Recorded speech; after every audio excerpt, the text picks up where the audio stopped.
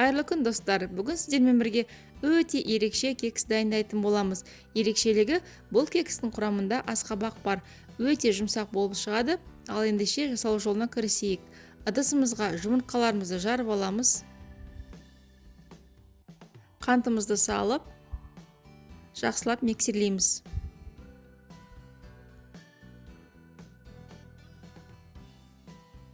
Миксерлеп болғаннан кейін сұйық майымызды, қаймағымызды саламыз.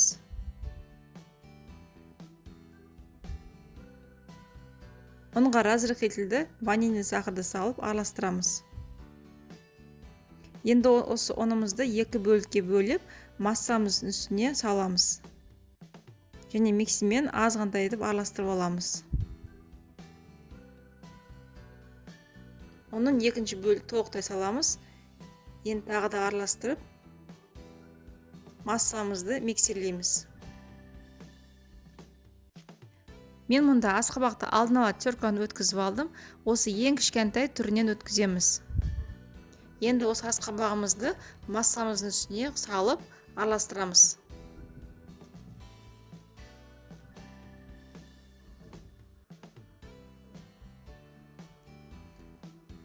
Қамырымыз дайын.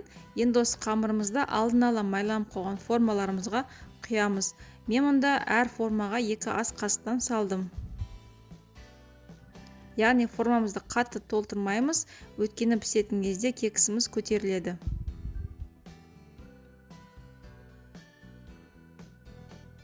Кекстеріміздің барлығын салып болғаннан кейін қызып тұрған пеште 180 градуста 30 минуттай пісіреміз. Яғни қызарғанша.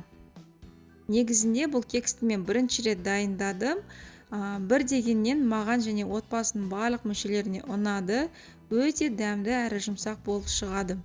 Құрамында асқабақ болғандықтан бұл кекс өте пайдалы әрі құнарлы болып келеді. Сіздерге дайындап көруге кеңес беремін. Астарыңыз дәмді болсын.